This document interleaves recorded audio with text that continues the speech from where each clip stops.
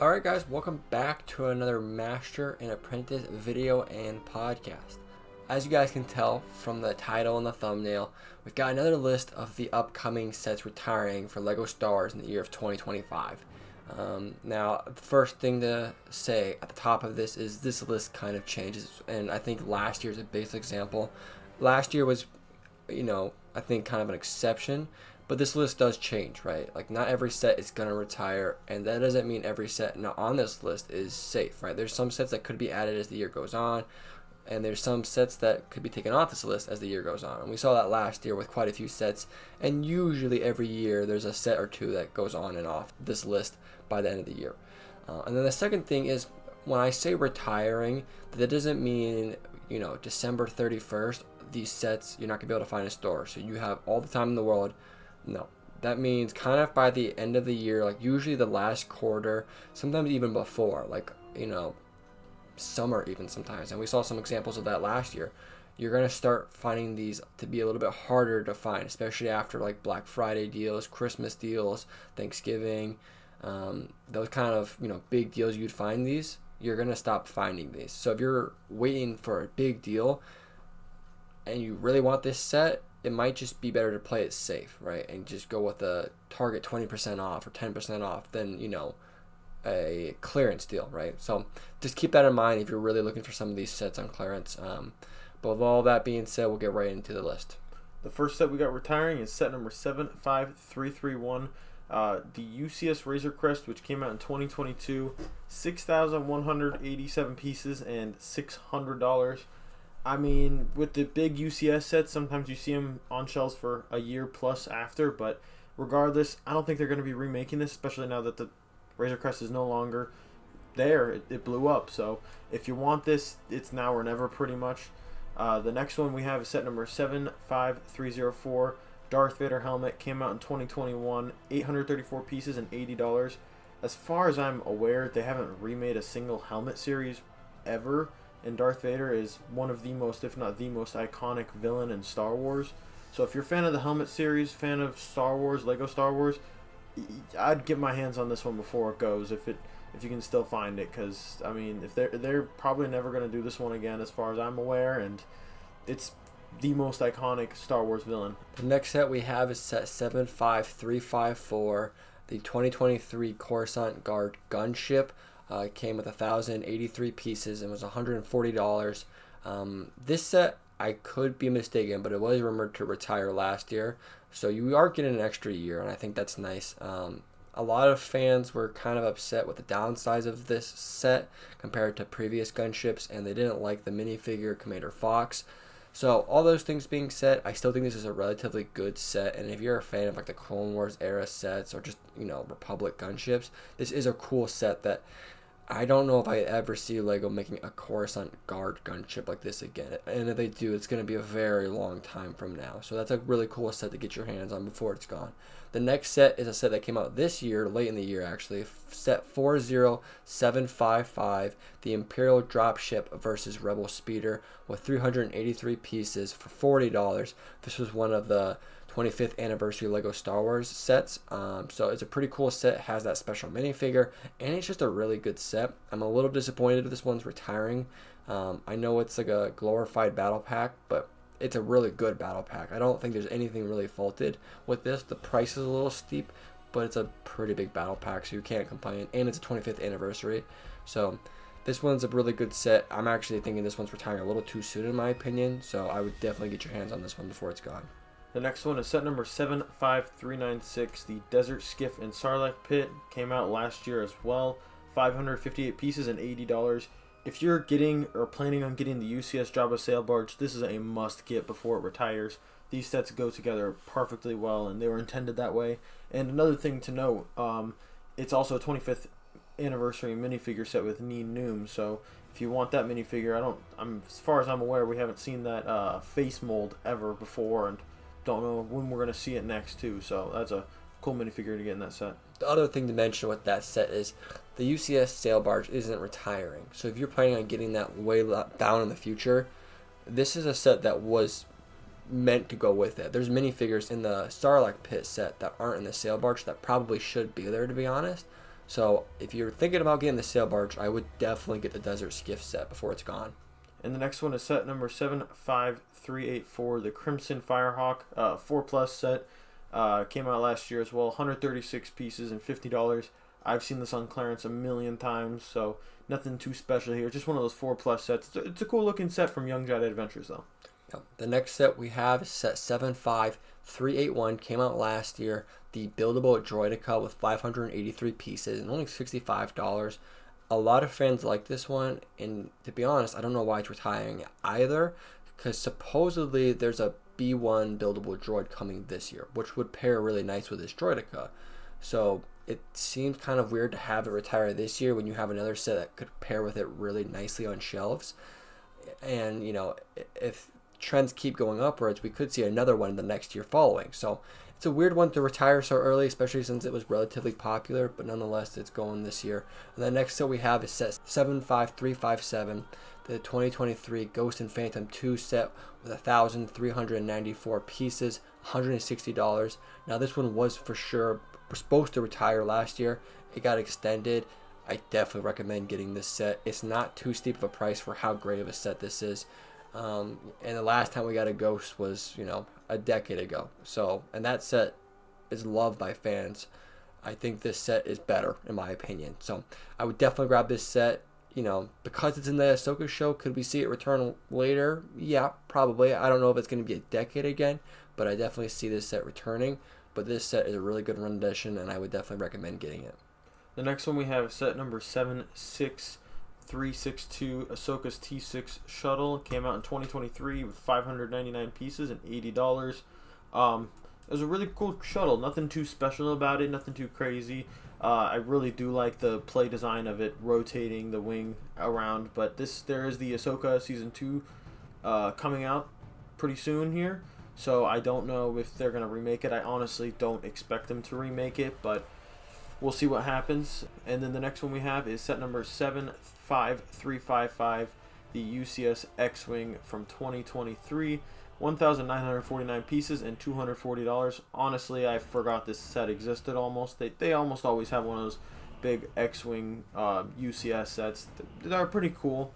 I wouldn't be surprised if they remade this for a different character, different X-Wing. They usually have one on shelves pretty consistently. The next two sets are two that make sense retiring together. Set 75373, the Ambush on Mandalore Battle Pack, 109 pieces, $20. And then set 75386, Paz Vizsla and Moff Gideon Battle, 289 pieces for $40. Both of these sets came out last year. They're from the Mandalorian Season 3, and these sets quite literally are paired together. They're actually modular together. You can pair the build for the Battle Pack to the build of the Moff Gideon set, and I think these sets are both pretty good. They've got some really good minifigures that, you know, are we going to see them again? It's kind of hard to say because we don't really know the direction of the Mandalorian and where it's going. But the minifigures for what they get in these sets are really, really good. And the fact that these sets are modular is really fun. I think that's, you know, something that LEGO should do more often going forward. Nonetheless, these sets are ones that I think you should definitely grab before they're gone. The next two kind of go together a little bit as well. 75377, the Invisible Hand MIDI scale, and then 75376, the Tantive 4 MIDI scale. Both of them came out last year. The Tantive 4 was $80 and 654 pieces, while the Invisible Hand was 557 pieces and $50. Now these sets look pretty darn good for what they are, and they're making a lot of these MIDI scale sets. I honestly don't know exactly how I feel about them, but if you really like one of these ships, like especially the Tantive 4, how iconic that ship is, and you want to see it on your shelf, I think it's a great way of displaying it. So get your hands on these before they go if you like the ship. The next set we have is set 75374. Came out last year, the Onyx Cinder, 1,325 pieces, $140. Now this show, you know, it wasn't the most popular for what it was, but the Star Wars fans who watched it for the most part all really liked it, it seemed like.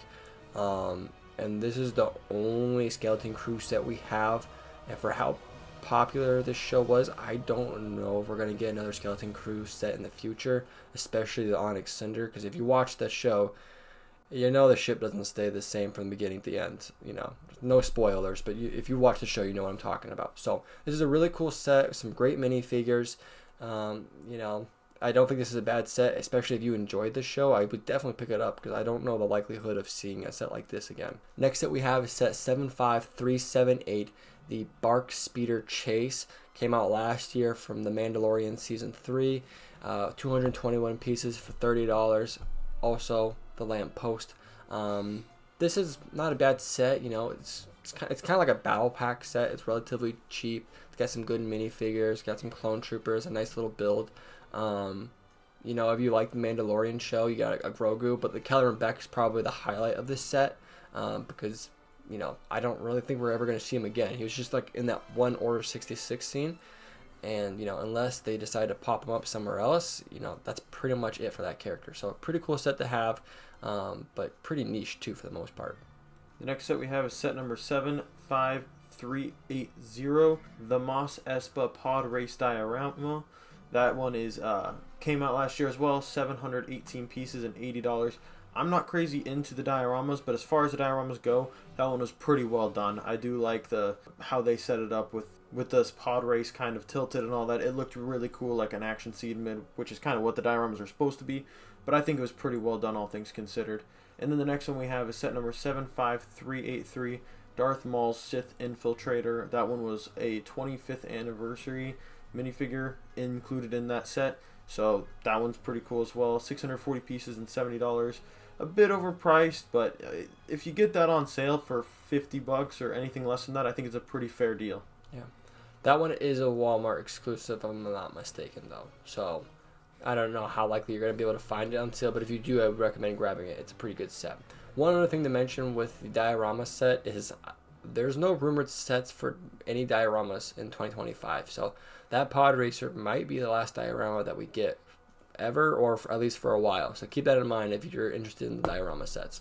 The next set we have retiring is set 75385, the Ahsoka's Duel on Peridia, with 382 pieces and $50. This was obviously a scene from Ahsoka, and it's got an awesome lineup of minifigures from Thrawn, Morgan Elsbeth, obviously Ahsoka, the new rendition of Ezra. This is a pretty good set for what you get, and the build isn't to be. I think this is like a really good display set. This isn't like a really cool ship or anything like this, but if you like these characters, if you really enjoyed the show, the build is like a display almost in itself, and there's some play functions and features to it. I really like this set. I thought this was one of the most slept on sets of 2024. It was a really good set in my opinion. And the next set we have is set 75393, the TIE Fighter and X-Wing mashup with 1,063 pieces for $110. Now this is pretty much the only Rebuild the Galaxy set we have retiring this year. And it kind of makes sense because this was probably the least popular of all of the Rebuild the Galaxy sets. But there's, it's a cool idea. I don't think it was done the best. It's kind of clunky the way it looks. It just looks a little derpy sometimes. But the minifigures are pretty good, and it's just a cool idea. The 2-in-1 sets are always fun for what they are. So if you like, the idea of this set, I think it's pretty fun for what it is. The next one we have is set number 75390, Luke's X-Wing mech. Came out last year, 195 pieces, $16, like the other mechs. This is my favorite mech that they've come out with so far. It looks pretty cool. I mean, they come and they go, and this one's going to be going this year. And then the last one we have is set number 75392, the Creative Play Droid Builder. Came out last year, late last year actually, 1186 pieces and $100. This is a 25th anniversary minifigure in this set as well. And I mean, this came out pretty late. We have a review on the channel on this one if you want to check out a little bit more information on it, but it was definitely a weird set. One that I would probably pick up on sale, but not necessarily full price usually. Yeah. So with all that being said, if you're interested in any of these sets, I'm going to plug our channel real quick. We've got a review on all the 25th anniversary sets and most of the sets that aren't 18 plus. So none of like the UCS stuff or diorama. We just don't usually review those ones. Those aren't the more popular ones. But that being said, so if you're interested in any of those, go check out those reviews. There's a lot of great sets retiring, but that's just the way it works. A lot of the great sets retire, and then a lot of great sets come in. It's the way that the world works. With all that being said, let us know what you guys are most disappointed to see retiring. I think I'm probably most disappointed to see the Ghost go. I know it's time for it to go because the Ahsoka show has been, almost 3 years over. But the Ghost is just, it's been a set that fans have wanted for so long, and we finally get it, and it was so good.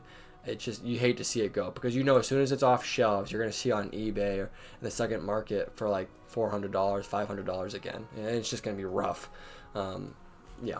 I think the one I'm most disappointed in is the Imperial Dropship versus Rebel Speeder. I mean, that one just came out. It feels like it's nothing crazy special, but I think it's a really solid set, and I want to see it a little bit longer. I want to get it later, maybe when it's on sale, but if it's going away this year, it seems like that opportunity is closing. Yeah. So with all that, we hope you guys enjoyed this. Don't forget to hit that like and subscribe. If you guys are listening on podcast, don't forget to hit that download and follow. It helps out a whole lot. And with that, we hope you guys enjoyed this, and we'll see you in the next one. Peace.